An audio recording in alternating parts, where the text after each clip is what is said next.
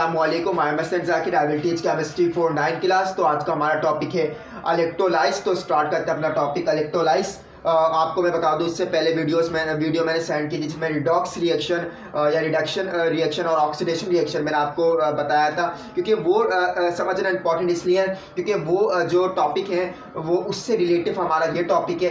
Electrolysis actually क्या है, ions move करते हैं। आयंस कैसे बनते हैं वो आपको पता है। रिडॉक्स रिएक्शन ऐसा रिएक्शन होता है जिसमें आयंस क्या कर रहे होते हैं, बन रहे होते हैं, यानी आयनिक बॉन्ड बनता है तो आयन बनते हैं। और जब आयनिक बॉन्ड फॉर्म होता है आपको पता है रिडॉक्स रिएक्शन हो रहा होता है। ये मैं आपको पीछे वाली वीडियोस में बता चुका हूँ, ठीक है। तो आज का टॉपिक क्या है, मेन टॉपिक है इलेक्ट्रोलाइसिस। इलेक्ट्रोलाइसिस से पहले मैं आपको बता दूं कि डायग्राम जो मैंने यहाँ बनाई है, इस डायग्राम को आप देख सकते हैं, आपके सामने आपको नजर आ रही है। डायग्राम में आपको क्या क्या नजर आ रहा है वो मैं आपको समझा देता हूँ। डायग्राम में आप देख सकते हैं कि सबसे पहले मैंने आपको जो डायग्राम बनाई है ये एक बैटरी बनाई है, ठीक है। बैटरी बनाने की कोशिश की है मैंने ये, और जो बैटरी करंट आपको पता है बैटरी करंट को पास करती है, ठीक है। वॉट पे डिपेंड करता है, कोई बैटरी ज़्यादा करंट को पास करती है जिसका वोल्टेज ज़्यादा, जिसका वोल्टेज कम होता है। खैर उस वोल्टेज की हम बात नहीं कर रहे, ठीक है। बैटरी ने करंट को पास करा, वायर से होता हुआ करंट कहाँ पे आ गया, यानी तार से होता हुआ करंट कहाँ जा रहा है आपका, ये एक स्ट्रिप पे जा रहा है, लोहे की। ये जो लोहे की स्ट्रिप है इसका नाम दे देंगे क्या, मेटल की स्ट्रिप, ठीक है। जो मेटल की स्ट्रिप है इसका नाम क्या देंगे हम, इलेक्ट्रोड नाम देंगे इसका, ठीक है। ये हमारे इलेक्ट्रोड है, ये जो हमारा इलेक्ट्रोड है वो एनोड है, जबकि ये जो इलेक्ट्रोड है हमारा, ये हमारा कैथोड है, और जबकि ये जो इलेक्ट्रोड है हमारा एनोड है। यानी एनोड पर चार्ज होगा, यानी इस पर प्लस चार्ज आएगा। जो बैटरी अपना करंट,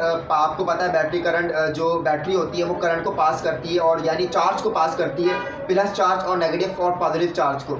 तो बैटरी ने पॉजिटिव चार्ज को इधर से नेगेटिव चार्ज को किया और इधर से फ्लो हुआ पॉजिटिव चार्ज। तो इधर से जो पॉजिटिव चार्ज फ्लो हुए इसके अंदर पॉजिटिव आ गया, ठीक है। तो ये जो एनोड की रॉड बन गई, इलेक्ट्रोड एनोड का है, और ये जो इलेक्ट्रोड बना है ये कैथोड का इलेक्ट्रोड बना है। तो ये आपके समझ में आया। ये आपको एक बात और एक चीज़ समझा दूँ, ये जो डूबे में इलेक्ट्रोड किसके अंदर डूबे में, एक सोल्यूशन के अंदर डूबे हैं। और सोल्यूशन दो तरह के हो सकते हैं, एक इलेक्ट्रोलाइट भी हो सकता है और एक नॉन इलेक्ट्रोलाइट भी हो सकता है। इलेक्ट्रोलाइट क्या होता है, नॉन इलेक्ट्रोलाइट क्या होता है वो मैं आपको बता देता हूँ। ऐसे सोल्यूशन जिसमें से इलेक्ट्रिसिटी यहाँ से गुजरने के बाद ये पास होती हुई डूबती हुई इलेक्ट्रिसिटी के चार्ज जो है वो मूव करते हुए इधर चले जाए। तो इलेक्ट्रिसिटी के चार्ज अगर इधर जा रहे हैं, अगर मूव कर रहे हैं, तो इसका मतलब क्या है, सोल्यूशन आपको कौन सा है, वो इलेक्ट्रोलाइट सोल्यूशन, ये याद रखिएगा, ठीक है। और ऐसे सोल्यूशन जिसके अंदर इलेक्ट्रिसिटी पास तो हो रही है बट वो मूव नहीं कर रहे हैं उसकी आयन, और मूव करके एक इलेक्ट्रोड से किसी दूसरे इलेक्ट्रोड पे मूव नहीं करेंगे, आयंस मूव नहीं करेंगे, ठीक है। तो जो आयंस मूव नहीं करते वो कहलाते हैं, this is the non electrolytic solution, ठीक है। आयंस मूव ना करें, ये याद रखिएगा। तो इलेक्ट्रोलाइट सॉल्यूशन क्या होता है, जिसमें आयंस फ्रीली मूव करते हैं, जबकि नॉन इलेक्ट्रोलाइट में आयंस मूव नहीं करते। तो डायग्राम आपकी समझ में आ गई। ये इलेक्ट्रोड याद रखिएगा, दो इलेक्ट्रोड होते हैं, एनोड इलेक्ट्रोड और कैथोड इलेक्ट्रोड। कैथोड पर नेगेटिव चार्ज होगा, एनोड पे पॉजिटिव चार्ज होगा। ये आपका सॉल्यूशन होगा, और सॉल्यूशन इलेक्ट्रोलाइट भी हो सकता है और नॉन इलेक्ट्रोलाइट भी हो सकता है। और जो सॉल्यूशन बीकर में रखा हुआ है, उस जो सॉल्यूशन जिसमें रखा हुआ है जिस जगह पे, उसका नाम क्या है, बीकर है, ठीक है। ये आपकी चीज़ें समझ में आ गई है, बिल्कुल इनिशियली समझाया ताकि आपके समझ में आ जाए। उसके बाद अब बात करते हैं इलेक्ट्रोलाइट और नॉन इलेक्ट्रोलाइट। मैंने आपको बता दिया, रिडॉक्स रिएक्शन मैं आपको बता चुका हूँ। रिडॉक्स रिएक्शन क्या होता है वो आपको मजीद डिस्कस नहीं करूंगा, तवील वीडियो हो जाएगी। तो रिडॉक्स रिएक्शन आपको पता है जिसमें आयंस मूव कर रहे होते हैं, आयंस का मूव कर जाना, ठीक है। अब क्या होगा, सोल्यूशन फॉर एग्जांपल मैंने सोडियम क्लोराइड को इसमें हल करा, डिसॉल्व करा, ठीक है। आपको पता है सोडियम क्लोराइड, आपको पता है कि सोडियम के आयंस बनते हैं प्लस, ये आपको ऑलरेडी पता है। और ये भी आपको ऑलरेडी पता है कि नेगेटिव आयन बनता है क्लोरीन का, ठीक है। इससे पहले वाली वीडियो से बता चुका हूँ, और बहुत बार मैं आपको ये आयनिक बॉन्ड के फॉर्मेशन में बार बता चुका हूँ कि सोडियम पे पॉजिटिव चार्ज होता है, क्यों बनता है आपको पता है, और क्लोरीन पे नेगेटिव चार्ज आता है, क्यों आता है, वो आपको मैं बहुत बार बता चुका हूँ, ठीक है।